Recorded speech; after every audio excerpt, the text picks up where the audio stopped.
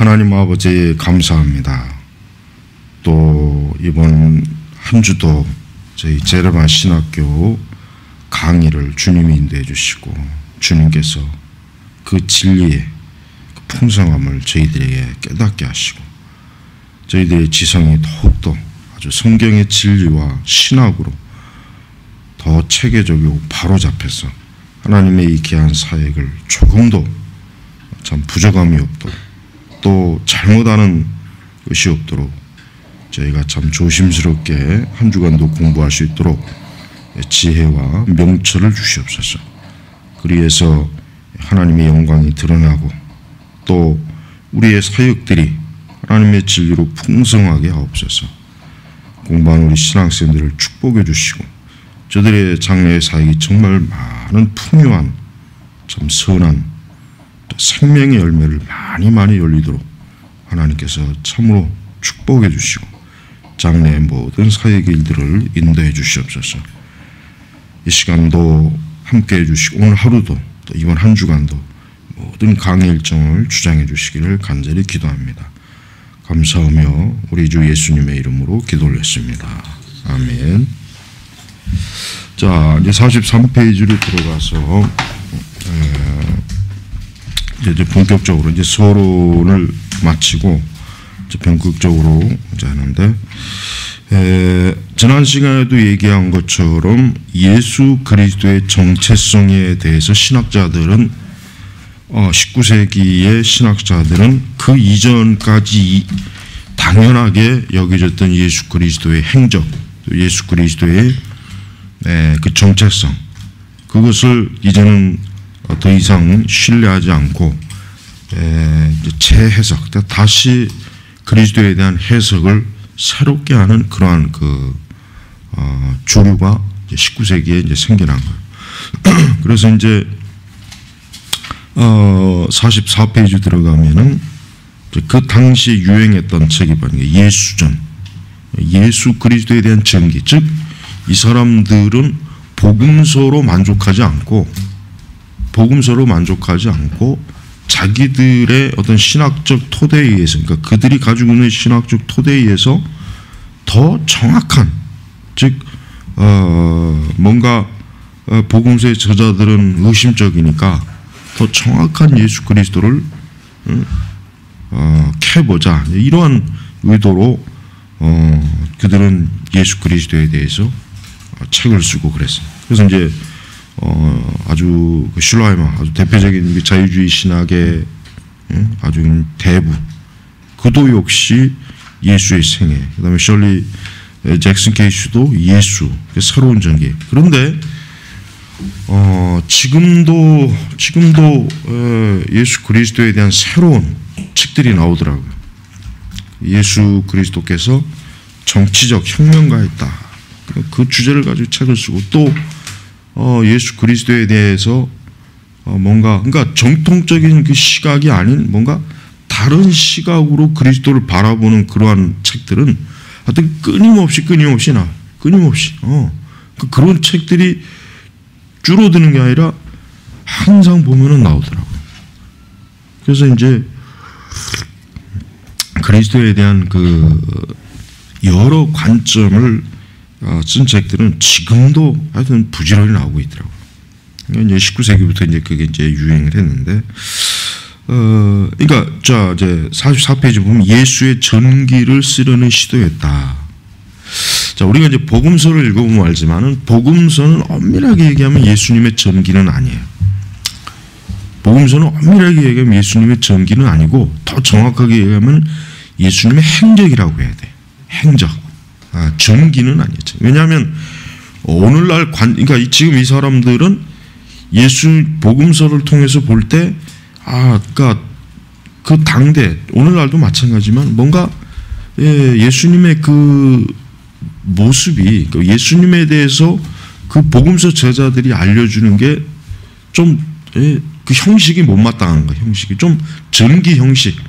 일반적으로 그냥 한 사람이 언제 태어나서 순차적으로 가는 그런 가장 보편적인 전기형 방식이 있고, 또 아니면 내가 지난번에 얘기했지, 어떤 그 한 인물의 중요한 사건별로 그의 전기를 구성하는 방식이 있단 말이에요. 이제 보편적인 거는 출생부터 그가 이제 사망시까지 이제 그 전기 방식이잖아요. 그러니까 지금 19세기에도 마찬가지.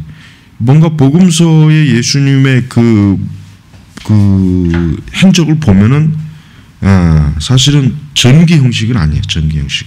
전기 형식이라고 하기에는 굉장히 뭐 호술한 게 많죠. 그러나 복음서 기자들은 예수님의 전기를 쓰려고 쓴 게 아니에요. 그게 아니라 뭐예요? 예수 그리스도, 요한 사도가 가장 정확하게 한 거예요. 바로 뭐예요? 복음을, 그리스도께서 복음을 증거하시고 가르치셨는데 그것을 알려주고 예수님의 행적을 통해서 사람들이 예수님을 믿도록 하기 위해서 복음서를 지은 거예요. 사실은 그냥 예수님에 대해서 뭐 시시콜콜하게 언제 태어나서 어떻게 하고 이런 게 지금 복음서 저자들의 관점이 아니란 말이에요. 그러니까 이제 지금 이제 이 사람들이 그러니까 자기 나름대로 예수 그리스도의 전기를 쓰려고 하는 거예요. 예수님의. 그렇지만은 사실 그 복음서 자체는 예수님의 전기를 쓰기에는 너무 자료가 부족해, 빈약해. 왜냐하면 그 복음서 저자들이 분명히 그 복음서를 썼을 때 예수님의 당대에 있는 사람들의 얘기도 들었을 것이고 자기가 직접 본 것도 있을 것이고 아니면 대부분 거의 사도들로부터 이제 자료가 많이 원출처가 많이 오겠지. 그러니까 그런 관점에서 이제 그 복음서를 쓰면서 그들이 뭐예요? 성령이 인도하신 가운데 분명히 그들이 다 들은 걸 쓰지는 않았을 거예요.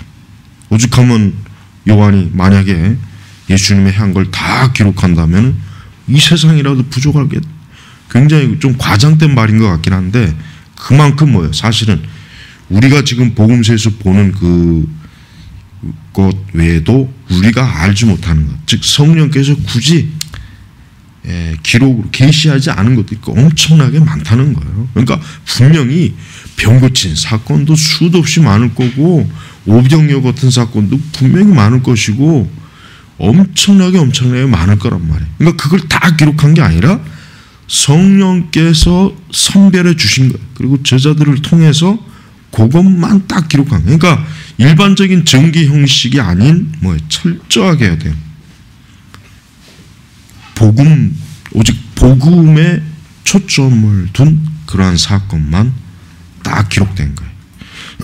물론 이제 그렇다고 해서 이제 기록되지 않은 사건들이 복음이 아니냐 이거는 아닌데 좀 더 이제 복음의 선명성을 드러내는데 가장 좋은 것들만 행적들만 딱 끄집어낸 거란 말이에요.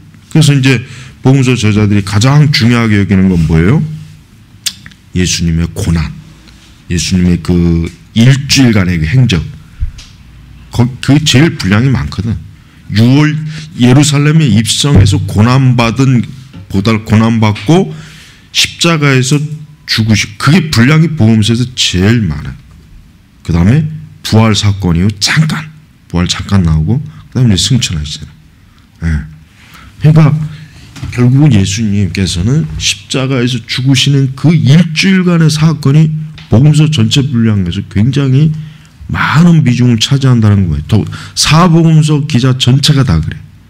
그건 뭘 의미하냐면 복음서의 목적은 뭐냐면 복음서를 쓴 그 저자들의 목적이 뭐냐면 그리스도의 십자가의 죽으심과 고난을 알려주는 거예요. 그걸 통해서 사람들이 구원자 예수, 중보자, 하나님의 아들 그걸 알려주는 거예요. 그러나 여기서 말하는 이 사람들의 예수의 전기는 뭐예요? 그 목적이 아니란 말이에요. 자, 여기 나와 있죠. 초자연적인 차원, 자, 여기 잘 나와 있네. 예수는 초자연적인 차원을 빼앗긴 이가 되고 말았다. 그러니까 이 사람들은 예수님의 그 행적을 볼 때 예수님의 이적과 기적은 다 빼버린 거예요. 그거는 이것을 그 당시에도 마찬가지. 받아들이기에는 지금은 옛날 사람과 틀리다 이거예요. 중세시대 사람들이나 이런 사람들이야 고지고대로 믿었겠지만은 이 당시 사람들이 벌써 무슨 생각? 우리는 지금 막 과학이 이제 자연과학을 통해서 이제 다윈의 학설이 막 나타나고 뭐 여러 그동안 그냥 미신적으로 종교적으로 또 하는 것들 과학적인 해석에 의해서 그 근원을 밝혀가는 시대이니까 뭔가 예수님에 대해서도 근원적인 어떤 관점으로 밝혀내기를 원하는 거예요. 근데 그들이 봤을 때 여전히 예수님의 이적이나 기적은 이게 설명이 안 되거든. 그러니까 어떻게 그냥 빼버려. 빼든지 아니면 재해석한 거예요. 대표적인 게 뭐예요? 그 복음서의 오병이어를 어떻게 해석해요? 유명하죠. 아, 그거는 한 소년이 오병이어를 예수님께 내놓으니까 그 많은 사람들이 아, 저 소년도 저렇게 남을 위해서 자기 걸 내놓는데 우리가 뭐 하느냐? 이게 아주 이 진짜 말도 안 되는. 진짜 이게 참 정말 그 해석 그런 해석을 만들어내는 사람들이나 그걸 믿는 사람들이나 수준 이하의 사람들이 솔직한 얘기로. 오히려 성경 예수님의 그 오병이어 기적을 있는 그대로가 더 믿을 만하지. 그 한 소년이 예수님에게 내놓으려고 오병이어를 바쳤어. 다른 사람들도 다 감동을 받고 양심의 찔림을 받아가지고 내놓았다. 이런 식으로 해석을 해버린단 말이에요. 그게 바로 지금 이들이 하는 게 재해석한 거예요. 그러니까 초자연적인 것은 철저하게 자연적으로 해석해버려요. 자연적. 초자연적, 즉 인간이 이성으로 또 과학으로 어떤 실험으로 증명할 수 없는 어떤 예수님의 행적을 어떻게 해요? 다시금 그 시대의 사고와 정신에 맞게 재해석. 그래서 그 시대 사람들의 가치관과 세계관에 딱 구조에 싹 들어갈 수 있는 예수 그리스도를 지금 새롭게 만들어낸 거예요. 그게 바로 재해석이에요. 그 다음에 예수님의 독특한 그 인격적 신비, 이건 뭘 얘기합니까? 인성과 신성이에요. 예수님의 인성과 신성의 그 조화, 그 결합, 이걸 어떻게 설명하냐, 이걸 도저히 설명할 길이 없는 거예요. 그러니까 이것도 역시 마찬가지로 이들은 새롭게 재해석을 한 거예요. 그래서 예수님의 신성을 죽여버리죠. 예수님의 신성을 없애버리고 인성을 굉장히 과도하게 탁 투여해서 우리와 똑같은 예수님, 그러나 조금 나은, 조금 더 우월한, 조금 더 종교적으로 좀 뛰어난 이런 정도로만 예수님을 드러내지 예수님이 하나님의 아들이었다는 것은 안 믿는 거예요.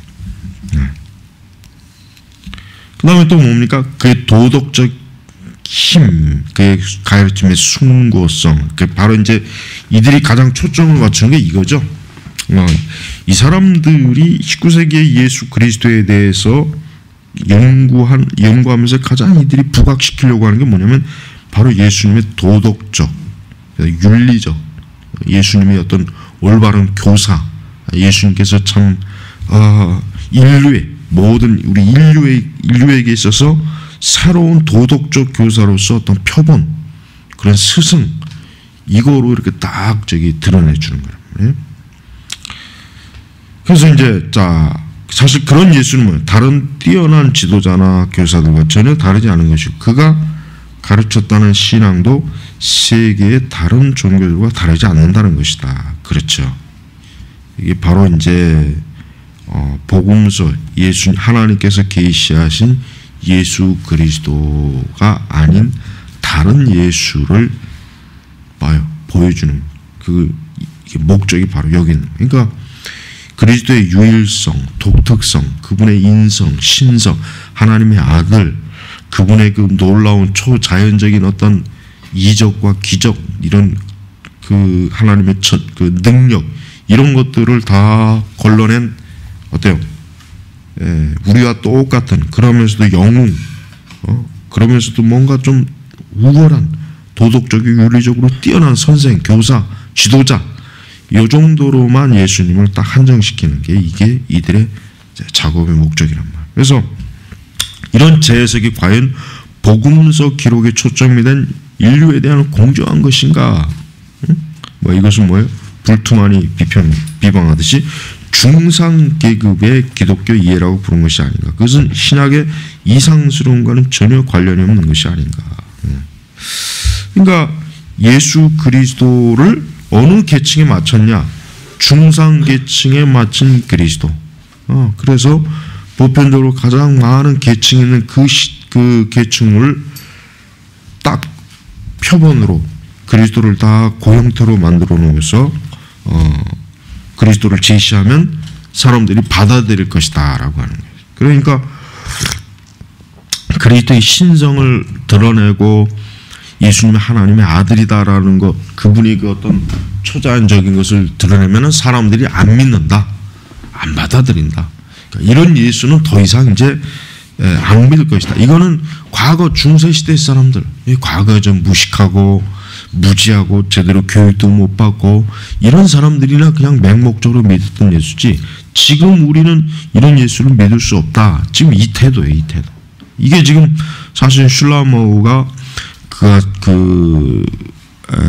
첫 번째 아주 유명한 그 제작의 목적이 바로 그가 속한 그 당시의 귀족 또 중류층 좀 그 교육을 받고 좀 그 뭔가 그 사회적으로 굉장히 활동성이 있으면서 그런 어떤 세력을 형성하는 사람들이 이제 더 이상 그리스도에 대해서 전통적인 시각으로 바라보지 않는 거를 슬라우마우가 굉장히 막 회의적인 눈길로 바라보면서, 그러다가 이제 종교란 좀 더 인간의 본성, 감정, 우리 인간의 체험적 어떤 그게 초점을 둬야지 정확하게 뭐 교리적인 지식을 알고 뭐는 이거는 중요하지 않다는 거예요.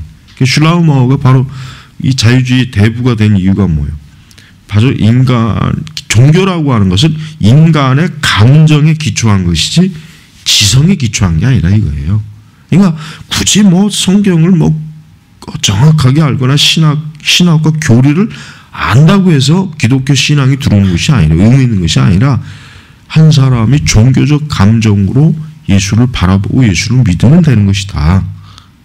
그래서 그러면 이제 더 이상 걸림돌이 되는 걸 굳이 제시하지 않아도 되거든. 그냥 단순히 예수님이 위대한 분이다, 훌륭한 분이다, 이분은 좋은 일 많이 했다, 이분은 참 인간으로서 굉장히 도덕적으로 뛰어난, 윤리적으로 뛰어난 분이다. 그러니까 우리가 이분을 본받자. 이런 메시지 싫어할 사람은 없거든. 이런 메시지에 거부감을 갖지는 않아요, 적어도. 그러나 그리스도가 하나님의 아들이다, 동정녀다, 동정녀에서 탄생하셨다, 그분이 우리를 위해서 그 피로 우리의 죄를 씻으셨다, 또 그분은 많은 놀라운 이적, 이러면 안 믿는 거예요.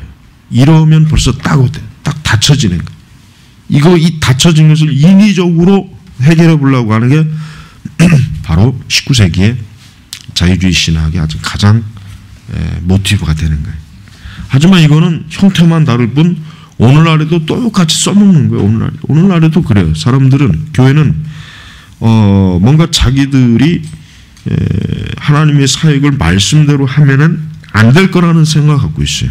자기들이 성경의 말씀을 있는 그대로 전파하면 사람들이 싫어하고, 사람들이 거부하고, 사람들이 교회를 안 오고, 사람들이 교회를 떠날 거라는 생각을 갖는 거예요. 그 두려움이 엄청 큰 거예요. 그리고 사실 그래요. 사실 그것도 맞는 말이에요. 왜냐? 성경의 복음을 있는 그대로 드러났을 때 절대로 사람들이 구름대처럼 저렇게 대형교회, 중대형교회를 형성하기는 어려워요. 물론 이제 스펄전 목사님과 같이 뭐 탁월한, 아주 정말 이 복음을 정확하게 제시하면서 그런 어떤 특별한 예외는 있어요. 케이스는 있어요. 그러나 철저하게 어때요? 대다수의 목회자들이 만약에 자기 부정, 자아를 부정, 십자가를 지고 죄를 엄격하게 치료하고 선포했을 때 지금 교회들 중에 흔히 얘기해서 메가처치라는 교회들은 어때요? 그런 교회가 형성이 될 수가 없습니다. 못 돼요. 그러니까 결국 역으로 생각해봐요. 저런 교회들을 우리가 하나님 역사에다, 쟤들이 잘하는 말이 그게죠. 하나님이 역사에서 우리가 이렇게 축복을 받고 그거 다 거짓말이에요. 그건 다 사기치는 거예요. 제자 훈련도 마찬가지예요. 제자 훈련도 뭐예요?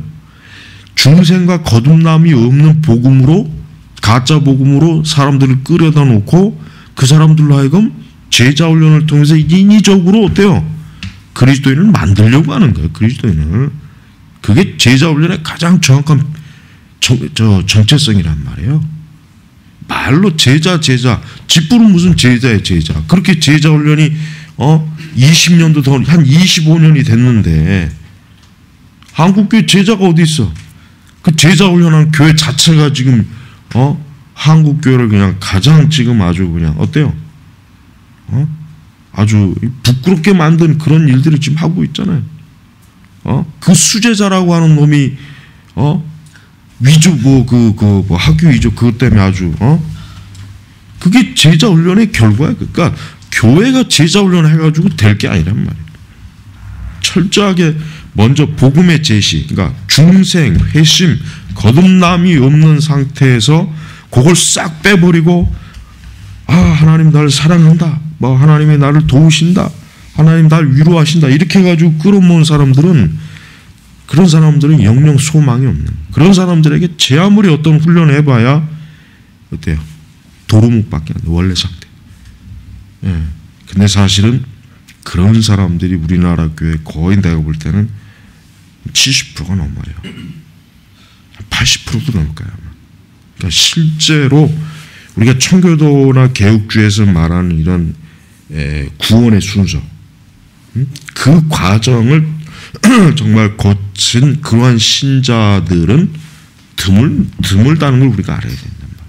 그러니까 그런 것도 모르는 목사들이 그냥 단순히 어떤 사람들의 그 감정을 위로시키는 그런 말로 그냥 막 이렇게 다독이고 그래가지고 그게 그리스도이 되는 게 아니에요. 저 분당 거기도 마찬가지예요. 그러니 그런 사람들을 지금 사람들이 막 그냥 좋다, 이게 얼마나 멍청한 얘기 이게. 안 그래? 여러분들이 똑바로 알고 있어야 돼요. 근데 지금 신학생들도 그렇고 목회자도 그렇고 신학이 너무 허술하니까 이런 말 들어봐야 이해도 못해. 이게 말이 뭔지도 아예 몰라. 이해 자체가 안 되는 것들이 이렇게 들어. 그러니까 지금 봐요. 우리는 자유주의 신학자들의 그런 그 해석이나 그런 방식이 옛날 거라고 생각하지만 안 그래. 이건 지금도 그대로 대뿔되고 있어. 그대로 대뿔. 절대 이게 사라지지 않아. 앞으로도 마찬가지. 우리가 복음을 제시할 때도 그 간략한 복음 그건 아주 나쁜 거예요. 그건 가짜. 먼저 죄, 회개, 인간의 본질적 상태, 이걸 먼저 철저하게 거치지 않고서 이걸 그 사람이 분명하게 이해하거나 이해해서 받아들이거나 거부하는 그 과정이 없는 상태에서 그냥 교회로 들어온다. 나 하나님 믿는다. 이런 그건 소용이 없는 거란 말이에요. 그건 소용이 없는 거예요. 그런 사람들을 끌어다가 제자 훈련이다 뭐에다 해가지고 환상을 심어준 그런 사람이 무슨 한국계 무슨 지도자야. 그건 지도자가 아니에요. 그건 사기친 거예요. 그건 사기친 거. 그건 사기꾼은 대단한 사람이라고 무슨 영화도 찍고 그 웃기는 짓들 하는 거예요. 그거. 우리가 그런 걸 볼 때마다 비판적으로 봐야지 그걸 좋게 보면 안 돼요. 그거를 절대 그런 걸 좋게 보면 안 돼. 그런 걸 좋게 본다는 것 자체가 이미 벌써 자신의 자기 자신이 그 성경하고는 그릇되다는 거예요. 자, 그래서 현대 신학에서 이런 날카로운 경고로 나타나는 것은 1892년 요하네스 바이스 아주 대단한 사람이죠. 그 요하네스 바이스의 그 하나님 나라 선포. 이제 그 이후부터 이제 계속 나가면은 이제 어떠한 것입니까? 예수 그리스도께서 그 시대에 정말 하나님의 나라를 어떻게 선포했는가, 어떻게 이제 드러냈는가. 그래서 45페이지 자유주의 신학은 예수께서 말씀하신 모든 것을 그들의 경험의 좁은 프리즘을 통해 경험될 수 있고 예수께 기대할 수 있는 것으로 환원시켜버리는 습관을 가지고 있었다. 그러니까 자유주의 신학자들 자신이 벌써 어때요? 객관성을 잃어버린 거예요. 자기들 자신조차 벌써 이미 객관성을 잃어버리고 자기들의 주관적 관점에서 어때요? 예수 그리스도, 예수라고 하는 인물을 분석하고 그가 진짜 하나님 나라의 메시지를 전했느냐, 그리고 그가 전한 하나님의 나라의 메시지 실체가 뭐냐, 이제 거기에 이제 집중이 되는 거예요. 거기에. 그러니까 예수라고 하는 사람이 느닷없이 어느 날 갑자기 복음 또 인자 하나님의 나라 이걸 막 얘기했잖아요. 그러면 이제 이 사람들이 이제 관심 갖는 게 뭐야? 그러면은 그가 말한 하나님의 나라가 뭐냐? 그 실체가 뭐냐? 이제 그게 이제 이들의 주요 이제 연구 초점 이제 거기에 맞춰지. 그래서 이제 슈바이처 같은 사람은 이제 가장 극단적이죠. 슈바이처 같은 사람은 예수 그리스도 자신이 자기 자신에 대해서 잘 몰랐고 결국은 예수 그리스도는 실패해서 자기의 그렇게 자기가 소망했던 하나님의 나라가 오지 않았고 거기에 대한 그 좌절에 결국 빠져서 결국은 실패자로 끝났다. 슈바이처 같은 경우 가장 과격해, 굉장히 과격하다. 그러니까 더 이상 예수 연구하는 건 이제 필요 없다. 뭐 그런 거 해봐야 소용 없으니까 이제 때려치워라. 뭐 이런 식이지 이제.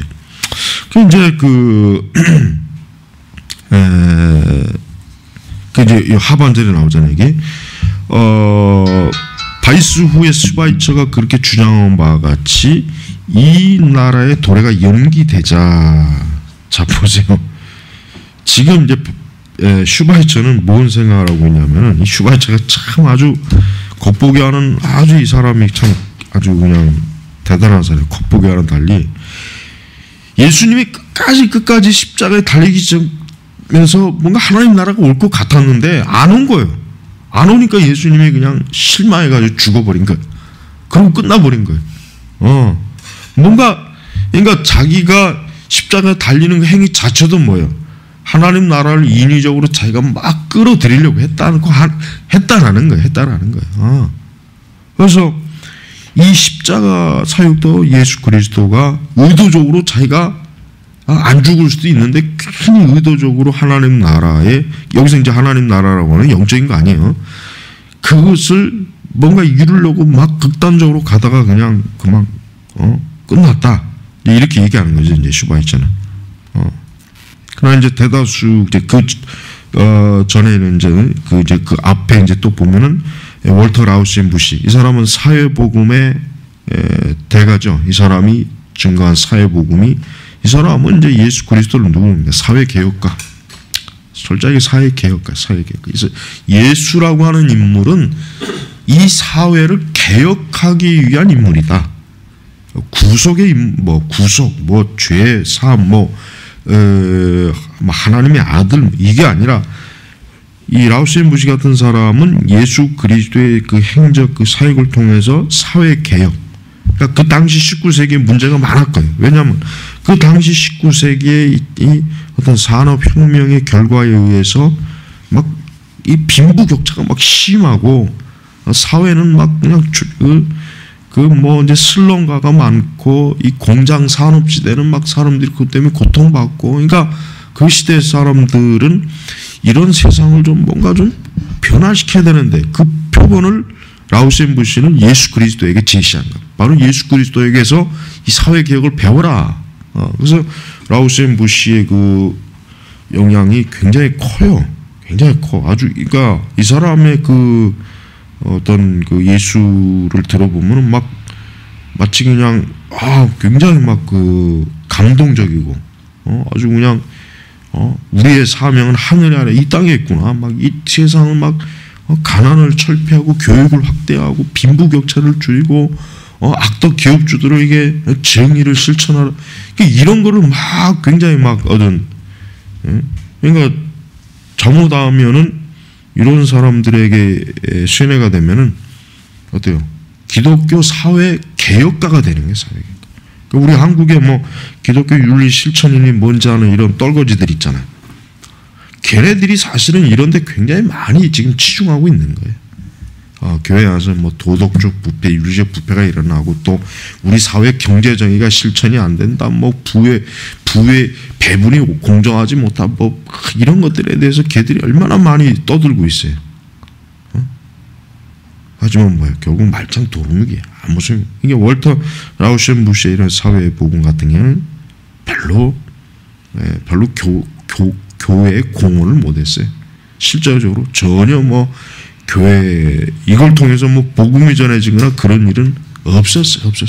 그러니까 로이드 존스도 굉장히 이런 걸 비판하는 거예요. 로이드 존스 그분이 막 사역을 하는 그 시점에 사실은 이와 같은 것들이 가장 정점에 달한 시기였단 말이에요. 그래서 그분 자신도 이런 걸 분명히 똑똑히 지켜봤어요. 그러나 그것이 한 영혼을 구원하지도 못했고 변하지도 못하고 영적으로 교회를 소생시키지도 못한 거예요. 그러니까 그런 거 백해무익한 거예요.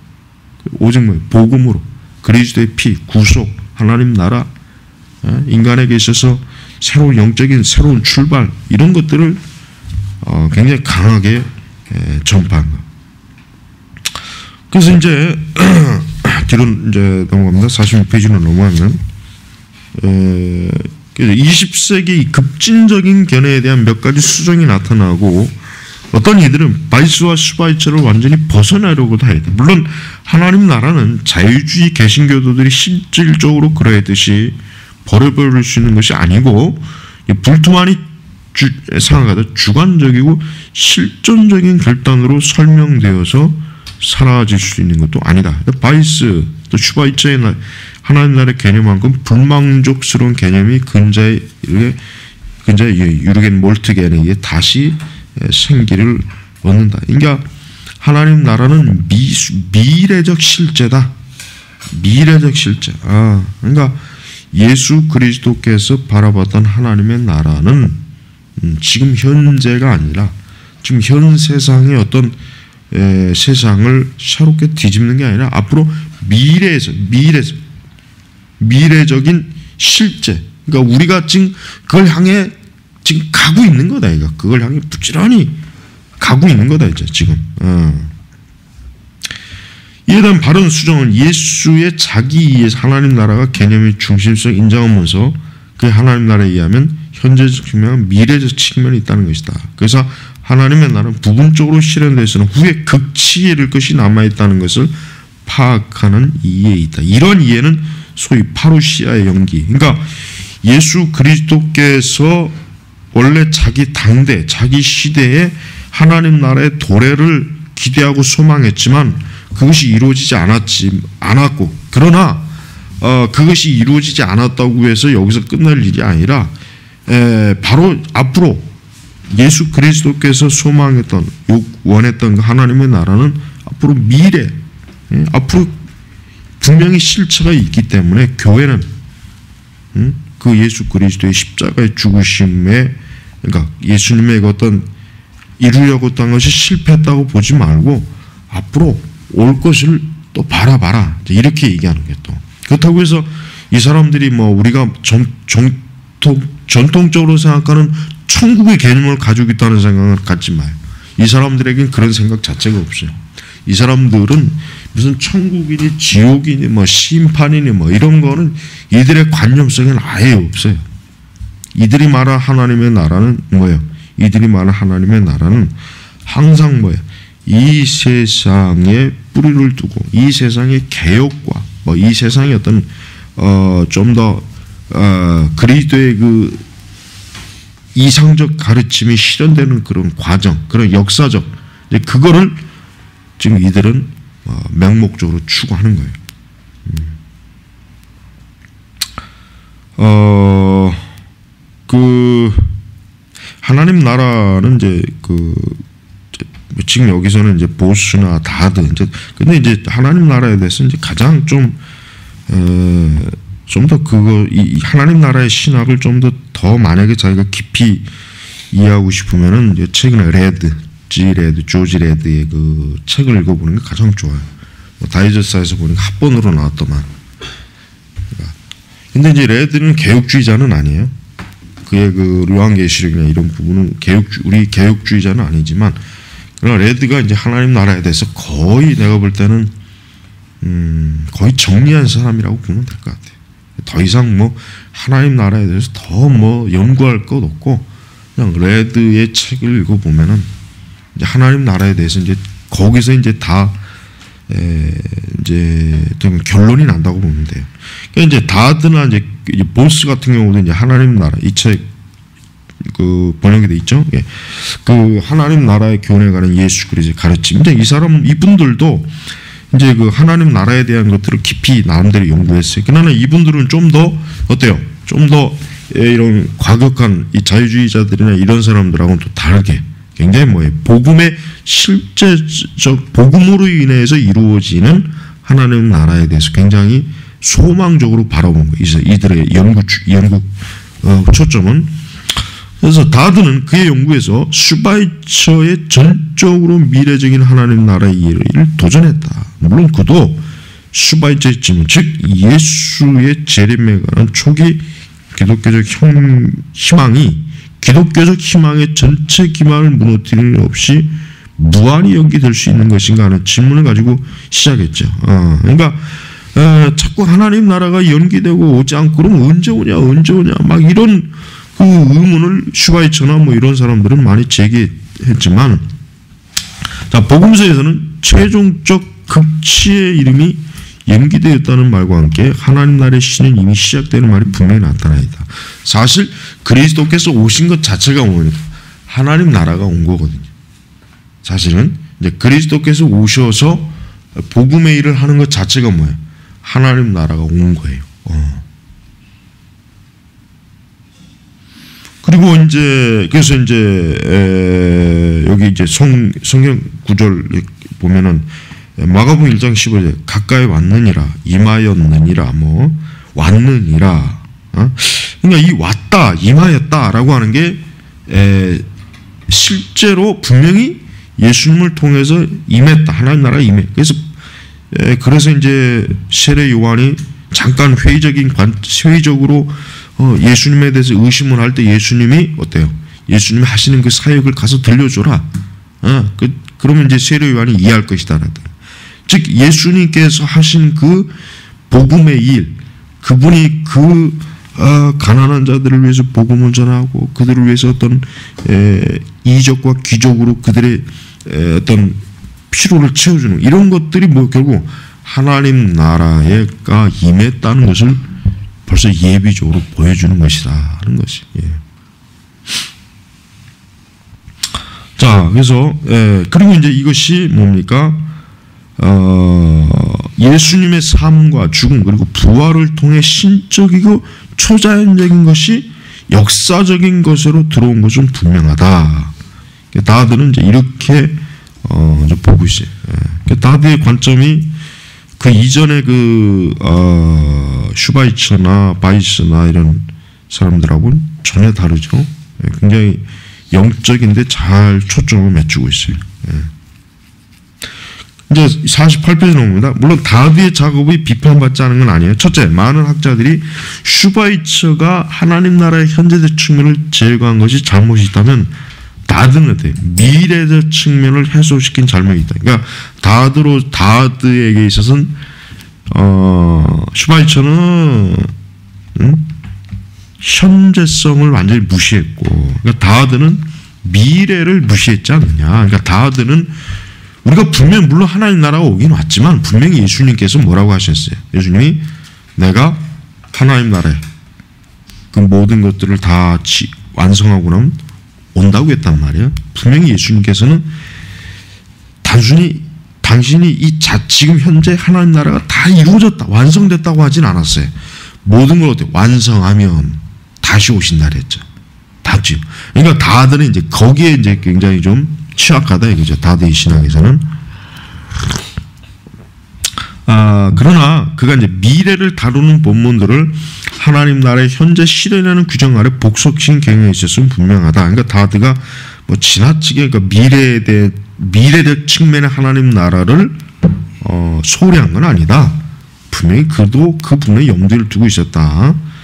이제 둘째로 예수님의 재림에 대한 가르침이 예수님 자신에 의해서 시작된 게 아니라 예수님을 오해한 초기 그리스도인들의 창작품이라는 그의 논의를 여러 가지 다양한 반응을 나왔다. 요거 이제 좀 다드가 이제 문제가 있는 거예요. 이제 다드 자체가 우리가 이제 전적으로 그 신학을 받아들이기 어려운 게 이겁니다. 다드의 책이 사실은 그렇게 많지는 않아요. 많지는 않은데, 요게 지금 큰 문제예요. 다드는 뭐예요? 그리스도의 재림의 뭐예요? 창작, 그 당시에 초대교회 교인들이었대요. 창작품이다. 사실은 예수님은 전혀 그런 거에 말을 안 했는데, 예수님은 그냥 현재적 그 하나님 나라의 완성을 풍성하게 증거했는데, 너무 이 사람들이 과장되게 그걸 보고 앞으로 하나님 나라에 돌아가오면 우리가 이렇게 병도 없고 먹을 것에 대한 걱정도 없고 죽음에 대한 걱정도 없고 질병의 걱정도 없고, 그러니까 그 그리스도의 그 완성된 그분의 그 종말 재림, 그거를 창작했다. 그러니까 만들어냈다. 그러니까 그리스도에게서 직접적인 그 근거를 발견할 수 없다. 뭐 이렇게 이제 다드는 보지만 그렇지 않아요. 그건 아니죠. 그거는 이제 다드가 너무 잘못 해석한 거예요. 그러니까 그의 그 주장이 급진적 그런 주장을 근거가 너무 약하다 이거예요. 약하다. 그러면서 이제 그의 약점에도 불구하고 다드의 작업은 예수님의 생애를 이해하는 방도로서 하나님 나라의 중요성을 강조해 주었고, 슈바이처의 급진주에 대한 수정 작업을 한 것이라는 점에서 높이 평가할 수 있다. 그렇죠. 일단은 다드는 슈바이처가 말한 그리스도의 어떤 실패, 그리스도가 너무 지나치게 어떤 하나님 나라의 이상을 품고 있다가 그만 스스로 아무것도 이루지 못하고 죽었다. 이런 그 급진적 해석에 대해서 이제 다드가 제동을 제대로 건 거예요. 제동을 제대로 걸어서 적어도 예수 그리스도의 삶, 죽음, 그분의 부활을 통해서 적어도 하나님 나라의 그 실체성을 보여줬다. 그러니까 우리가 그 하나님 나라의 실체성을 무시하면 안 된다 이거예요. 예수님은 결코 실패자가 아니다. 적어도 예수 그리스도는 자기가 말한 그대로 그 모든 것을 이룬 사람이다. 이제 이렇게 보게 된 것이에요. 그래서 예수님의 인격과 사역에 대한 이해도 어때요? 성경적 사유형을 반영한다고 주장할 수 없게 됐다. 이제 슈바이처는 그렇게 얘기한 거지. 슈바이처 자체는 급진주의는 예수님의 사역에 대해서 어때요? 믿을 수 없고, 역시 그가 하나님의 아들이라는 것도 믿을 수 없다. 슈바이처는 예수 그리스도를 철저한 실패한 혁명가로 봅니다. 슈바이처는 철저하게 예수 그리스도를 실패한 혁명가, 그러니까 스스로 엄청난 것을 이루려고 하다가 안 된 실패한 사람, 참 그 끝이 그냥 허무하게 끝난 사람. 그러니까 슈바이처가 그렇게 보는 거예요. 그러나 다드는 슈바이처의 견해를 어때요? 그건 지나친 그리스도에 대한 복음서 기자들이 원래 제시하고자 했던 예수님에 대한 모습이 아니다. 이건 잘못된 것이다. 그래서 이제 그 기독론에서 이제 예수 그리스도에 대한 이 하나님 나라를 다루는 근본적인 이유가 뭐냐면, 이게 중요한 이유가 뭐예요? 왜 중요하냐면, 그리스도께서 정말 그분이 진짜 하나님의 아들 메시아로서 하나님의 나라, 즉 하나님의 백성들, 하나님의 자녀들을 과연 그분이 하나님 나라로 이끌 수 있느냐, 그 하나님 나라가 실체하는 것이냐, 예수 그리스도가 과연 자기가 믿고 가르친 대로 그 하나님 나라가 완성이 되는 것이냐, 그래서 그리스도인들이 소망을 가질 수 있는 것인가. 그러니까 가장 쉽게 얘기해, 이 사람을 믿을 수 있느냐, 예수를 믿을 수 있느냐, 이 예수라는 사람을 우리가 믿을 수 있느냐 없느냐, 이 의문점을 제기하는 데 가장 모티브는 하나님 나라부터 지금 살펴보는 거예요. 그래서 이 예수가 말한 것을 믿을 수 있으려면 예수 그리스도를 믿을 수 있어야 돼. 예수 그리스도를 믿을 수 없으면은 예수님이 말한 어떠한 가르침도 어때요? 믿을 수가 없는 거예요. 그가 말한 하나님의 나라도 뭐예요? 그냥 공상적인 나라밖에 안 돼. 실현될 수 없는 나라. 전혀 뭐 실현될 수도 없고 실체도 없는 나라. 그거냐 아니냐. 그거 계속 그 논쟁이 지금 시작된 거란 말이에요. 자, 우리 잠깐 쉬고. 예.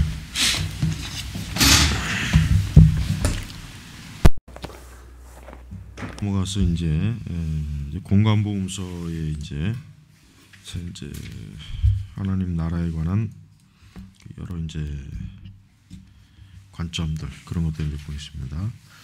예수님께서는 이제 근본적으로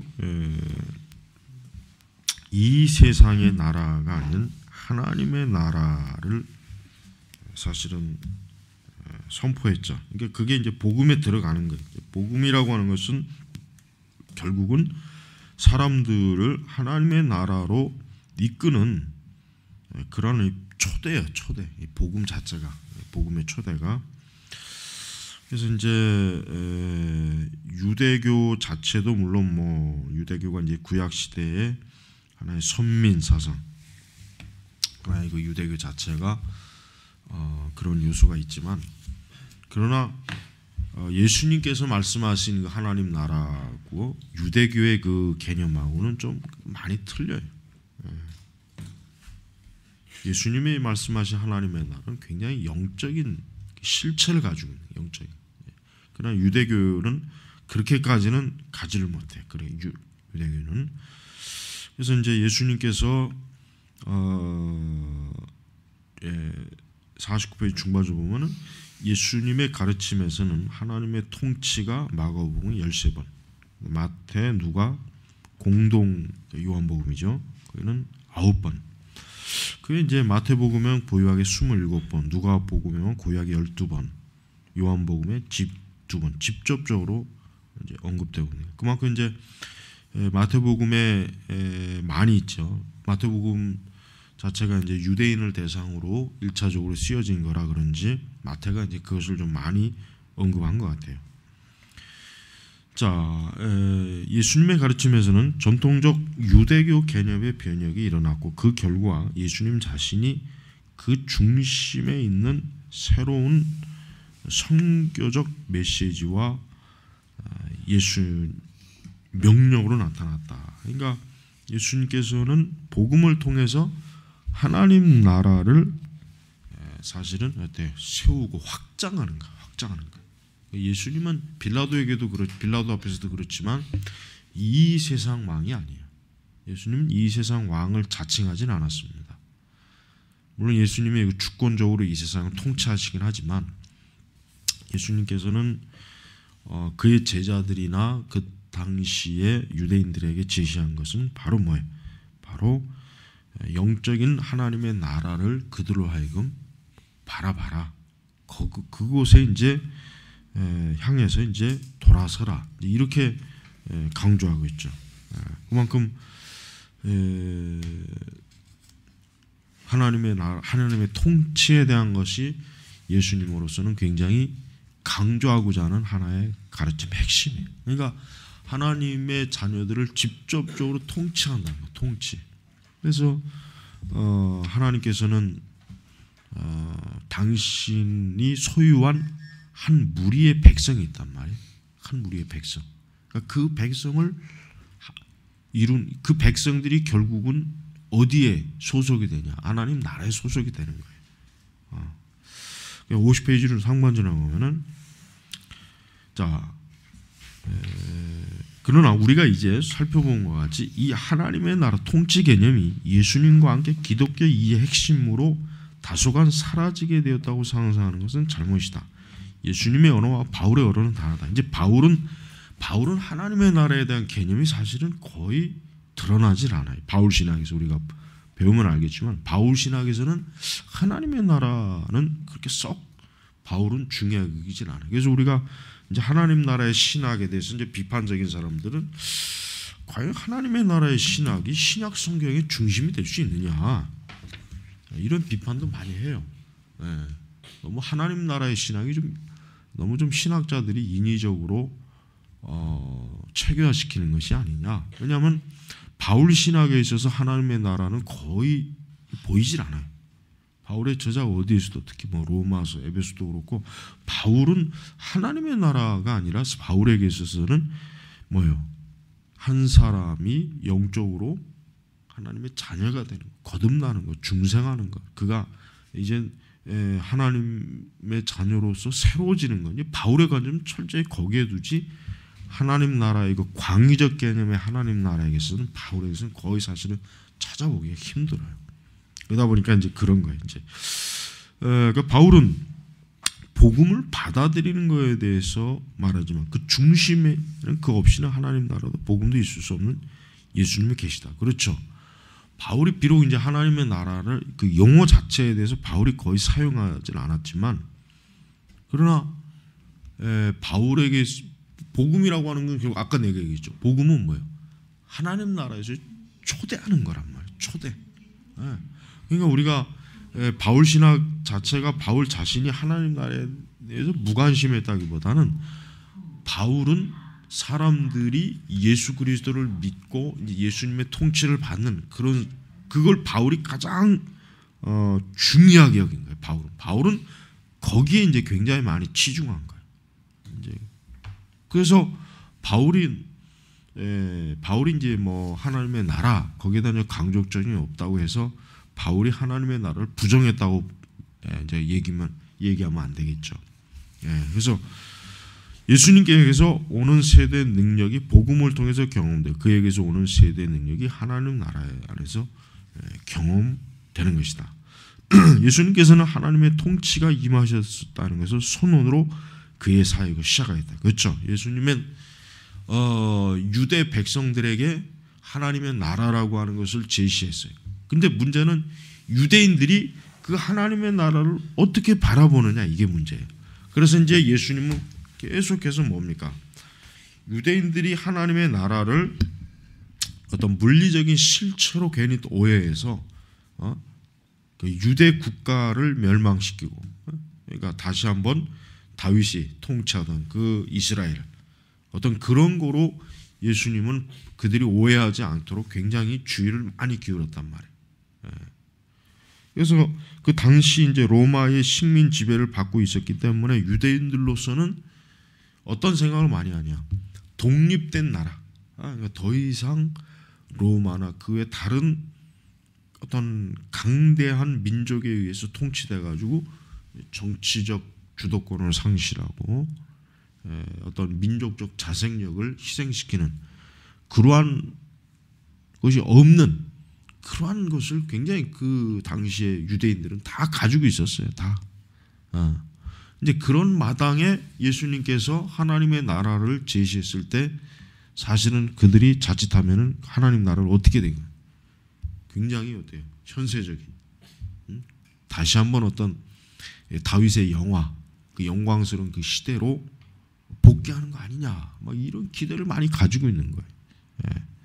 사실은 바로 이제 예수님의 사역이라고 하는 것은 그 당시의 유대인들에게 좀 더 어떻게 해야 저들이 영적인 하나님의 나라 무엇보다도 그들 자신 저기 세례 요한이 그랬죠. 회개하라, 회개하라, 천국에 가까웠느니라, 회개하라. 결국 이 회개라고 하는 것이 예수님에게도 중요한 문제였어요. 왜? 결국 회개하지 않고서는 하나님 나라에 들어갈 수가 없거든요. 회개하지 않고서는 하나님 나라의 근처에도 가지 못하는 거예요. 그래서 예수님은 분명히 그분의 그 사역의 활동에 있어서 결국은 사람이 회개해야 된다, 거듭나야 된다. 그 니고데모와의 그 사건도 마찬가지고. 그러니까 이런 것들을 예수님은 굉장히 급진적으로 굉장히 강조한 거예요. 그 당시 분명히 우리가 알겠지만 유대인들이 그 신구약 중간사에서 보면은 유대인들이 사실 굉장히 그 정치적 독립을 엄청나게 추구했어요. 그래서 사실은 그 유대인들에게 있어서는 뭔가 어떤 누군가 좀 강력한 어떤 지도자가 나타나서 다시 한번 유대 국가가 저 로마를 상대해서 뭐 전쟁을 하든 어떻게 하든 다시금 독립적인 그러한 그 정치적 어떤 그 독립적 그 세력을 소유하는 걸 굉장히 소망했단 말이에요. 그러나 이제 그때 이제 왕들이라든가 그 당시의 그 사회 지도층들은 사실 그걸 그렇게 원하지 않아요. 왜냐하면 그들에게는 편했거든. 그들은 어때요? 지금 자기들이 편하거든요. 돈도 있고 권력도 있고 그냥 어쨌든 유대의 통치를 받고 있지만 그냥 적절하게 그들과 잘 협력만 하면은 자기들이 현세적인 그 분야는 아무 문제가 없는 거예요. 아무 문제가 없는 거예요. 예를 들면 우리나라 이제 일제 시대 때 이제 친일파들 그 사람들은 오히려 일본의 통치가 끝나면 자기들이 가지고 있는 게 어때요? 무너지는 없어지는 거란 말이에요. 그러니까 유대 민중들에게 있어서 사실은 왕이라든가 그 당시 권세자들이 유대 민중들이 싫어하죠. 왜? 자기들하고는 처지가 다르니까든.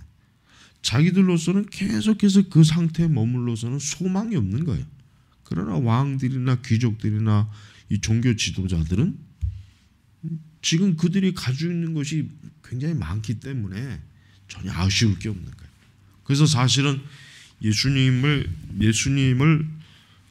이 유대의 권력자들이 예수님을 핍박하고 예수님에 대해서 꼬투리를 잡고 예수님을 로마의 그 정치적인 그 권세에 넘겨준 것도 어떻게 보면 뭐예요?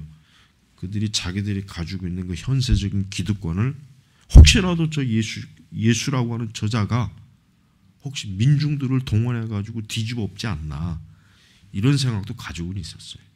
이것도 굉장히 큰 요인이 되는 거예요. 물론 그들 자체가 예수님의 메시지를 영적으로 이해를 못한 거예요. 근본적인 원인은 예수님이 말한 저 하나님의 나라, 천국 또 예수님이 말한 저 모든 것은 바로 우리의 영적인 것에 대한 것이다라고 하는 걸 알았다면은 그 유대 권력자들이 굳이 그렇게 예수님을 꼭 십자가에다 죽이려고까지는 하진 않았을 것 같아요. 그렇지만 그들 자신이 어때요? 예수님이 말씀하신 복음 자체를 이해를 못한 거예요. 복음이 뭘 말하느냐, 어떠한 것을 요구하느냐에 대해서 이해가 저들은 없었어요. 그래서 우리는 이 하나님 나라에 대한 좀 더 영적인 부분에 우리는 좀 집중적으로 우리가 살펴봐야 되겠습니다. 그래서 51페이지 상반절, 하나님 나라는 무엇보다도 하나님의 왕으로서의 자기 주장이라는 개념이다. 즉 당신님의 왕으로서의 위엄과 능력, 권리를 나타내시기 위해서 세상에 오신다는 개념이다. 기본적인 사상은 그 통치의 장소, 방법, 대상, 시간 또는 그 결과가 아니라 하나님 자신이 통치하시기를 시작하셨다는 사상이다. 그러니까 하나님의 나라는 근본적으로 하나님이 주도적으로 이끄는 거예요. 우리가 이 땅에서 하나님 나라를 오게 하자 해서 오는 것이 아니에요.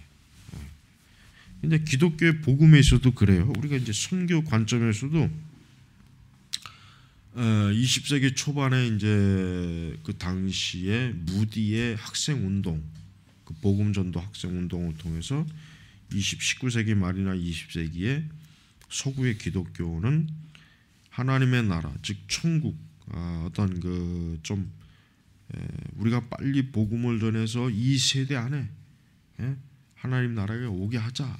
이 세대 안에 복음이 다 편만하게 전파되어서 주님께서 말씀인 그 나라, 그 세계가 도래하게 하자. 이러한 엄청난 열망을 많이 가졌죠. 그래서 그 당시에 그 선교 운동이 활발하게 일어나는 그 원동력이 사실 거기에 있는 거예요.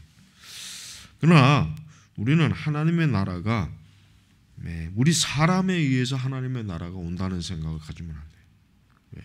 하나님의 나라는 철저하게 그리스도께서, 즉 하나님께서 주도적으로 임하는 거예요. 하나님께서. 그래서 계속 말하죠. 그러기에 예수님의 가르침에서 하나님께서 그 나라를 수립하시는 일에 뭐예요? 주도권을 가지고 계신다는 것을 강한 강조점이 나타나 있다. 그래서 하나님의 나라를 찾고 이를 위해서 기도하고 바랄 수 있으나 레드가 지적한 것처럼 오직 뭐예요? 하나님께서만이 이를 가져오실 수 있다. 하나님. 근데 이제 지금 이제 선교학의 흐름을 봐도 이제 그런 시각이 많이 있어요. 전 세계 이제 복음의 그 상황, 전파 상황이나 이런 걸 보고 그리스도를, 그러니까 하나님의 나라를 더 빨리 앞당기자. 이제 선교의 긴급성, 아주 복음의 어떤 긴급성을 굉장히 강조해. 선교사들도 그렇고 선교학자들도 그렇고 선교로 분야에 있어서는 굉장히 굉장히 어떤 인간의 그 주도적인 그 역할에 굉장히 강조를 많이 해요. 그래서 사실은 우리가 선교도 이 칼빈주의적 관점으로 이 선교학을 정립해야 돼. 이 선교학이라고 하는 것 자체가 개혁주의적인 선교학이 아니라 전부 다 이 복음주의적 선교학이에요. 그러다 보니까 하나님 주권적 선교 개념이 굉장히 부실해. 아주 그게 큰 문제. 그러다 보니 선교가 어떻게 돼요? 굉장히 신학적 구조도 약하고 인위적이고 인본주의적이고 어떤 인간의 계획과 설계에 의한 또 우리로 인한 이 복음의 전파 또 하나님의 나라의 확장, 이 개념이 무진장강해요. 선교. 그래서 나는 이 선교학을 이 선교 분야에 있어서 우리 개혁주의적 관점이 굉장히 그 좀 미미하다는 게 굉장히 좀 위험하다는 생각이 들어요. 그래서 우리는 이 나라를 위협으로 받고 소유하며 또 들어가기를 거부할 수 있다. 그러나 이 거부할 수 있다는 개념은 이 개념은 좀 지금 우리가 말한 뭐 의도적인 우리의 개념이 아니에요. 그 의미가 아닙니다. 그러나 우리가 이 나라를 세울 수 있는 것이 아니고 더군다나 이 나라를 파괴할 수 있는 것은 더욱 불가능하다. 그렇죠. 하나님의 나라는 사실 이미 완성되어 있는 거나 마찬가지거든요. 그러니까 하나님의 나라는 이 인간이 이 세상 나라가 하나님의 나라를 없이할 수 없어요. 그러니까 이 세상 나라가 제 아무리 무슨 짓을 해도 교회를 없애하지는 못해. 교회. 그러니까 우리 교회는 절대로 하나님의 나라가 상실되지 않게 없어지지 않기 때문에 우리 교회는 어때요? 항상 굳건한 믿음으로 교회의 존재, 교회 활동성에 대해서 확신을 가지고 우리가 사역할 수 있다는 걸 이해를 해야 돼요. 그래서 하나님 나라라고 하는 것 자체가 우리가 이 나라에 우리 자신이 소속된 거로 알고 이 나라에 우리 자신이 속한 자로서 우리는 지금 여기서 하나님 나라의 확장을 위해서 어때요? 하나님께 쓰임 받는 거예요. 교회 자체가. 그러니까 교회라고 하는 것은 철저하게 하나님 나라 지향적인 곳이 되어야 되겠죠. 마땅히. 마땅히. 그러나 지금 우리 20세기 교회는 하나님 나라 지향적 교회가 아니에요. 이 세상 지향적 교회지. 그러니까 하나님 나라 지향적 교회로 교회가 빨리 어때요? 빨리 전환해야 돼요. 빨리 지금 이게 굉장히 급한 문제예요. 그래서 더 이상 이 땅의 관점으로 교회를 바라보게 되면 바로 지금과 같은 교회 현상이 나타나는 거예요. 세속적이고 인본주의적이고 문화 포용적이고 이 복음에 대한 어떤 좀 더 이 인간의 실체에 대한 긴박함, 긴급성이 없는 거예요. 복음에 더 긴박함이 없는 거예요. 굉장히 느긋하죠. 느긋하단 말이에요. 지금의 교회는 겉으로는 꽤나 막 그 뭐랄까 뭔가 뭐 꽤나 뭐 이렇게 뭐 복음을 드러내는 척하지만 긴박성이 없어요. 교회가 이 세상의 그 문화에 굉장히 깊이 빠져 있기 때문에 이 세상에서 뭔가 즐기는, 뭔가 재미있는, 뭔가 교인들이 좀 답답하게 살지 말고 세상과 뭐 소통하라 뭐 이런 식으로. 그러니까 그런 식으로 하게 되면은 이 복음의 긴박성은 떨어져요. 복음의 긴박성이 떨어지게 되면 못해요. 복음 자체도 희석화돼 버릴 수밖에 없어요. 자, 그래서 52페이지 상반절에 하나님의 통치가 예수님 생각 가운데서 구원과 심판이라는 두 가지 다른 초점이 있음이 분명하다. 즉 예수님은 보통 우리가 하나님의 나라 하면은 우리는 그냥 하나님의 통치, 구원에만 우리가 자칫 몰릴 수 있는데 여기 뭡니까? 심판. 예수님은 분명히 심판에 대해서 신약 성경에서 심판을 가장 말씀하신 분이 예수님이에요. 심지어 지옥에 대해서 가장 말씀하신 분이 예수님이에요. 오히려 바울은 지옥에 대해서 얘기하지 않았어요. 바울은 지옥에 대한 단어 자체를 언급은 안 했어요.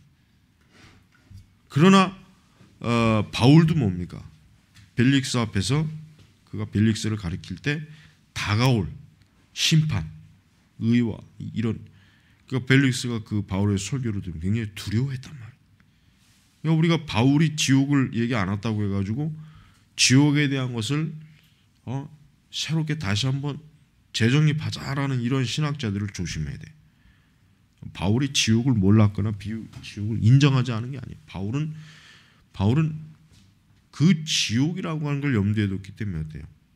사람들에게 복음의 긴박, 선교의 긴박함으로 바울은 사역을 한 것이란 말이에요. 우리가 자칫하면 바울과 예수님의 이 어떤 그 종말론적 하나님의 통치, 하나님의 나라, 구원과 심판에 대해서 예수님과 바울이 일치하지 않는 것이 아니냐라는 이해는 오해를 해서는 안 된다는 거예요. 그래서 이 둘 모두에게 공통적인 것, 즉 죄, 죽음, 악마에 대한 승리인데 이는 먼저 개인적 영역에서 일어나고 그 후에 어때요? 결과적으로 우주적인 범위에서 일어나게 될 것이다. 우주적인 범위. 예. 그러니까 하나님의 통치, 하나님의 구원, 심판은 어때요?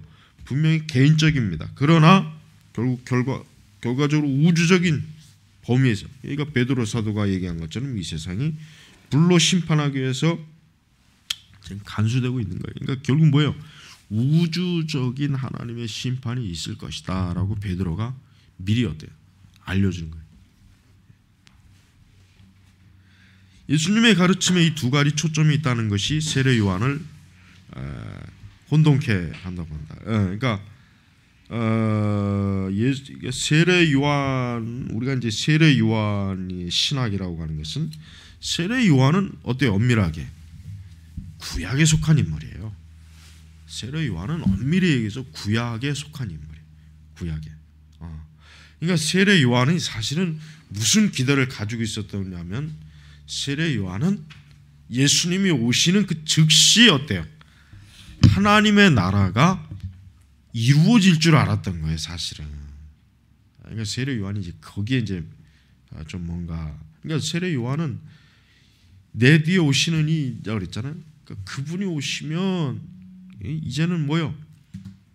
그 순간 하나님의 심판도 임해서 저 로마 불의한 자들, 악을 행하는 자들, 율법을 무시한 자들, 그 외에 이제 의로운 사람. 그러니까 주님이 오시는 그 순간부터 이게 막 할 줄 알았는데 아니었거든요. 전혀 이제 그게 아니니까 예수님이 그렇게 빨리 좀 뭔가 가시적인 하나님의 심판 막 있어야 되는데 그게 없으니까 세례 요한이 굉장히 어때요? 그것 때문에 영적인 시험에 들었던 거예요. 그래서 우리가 이 세례 요한은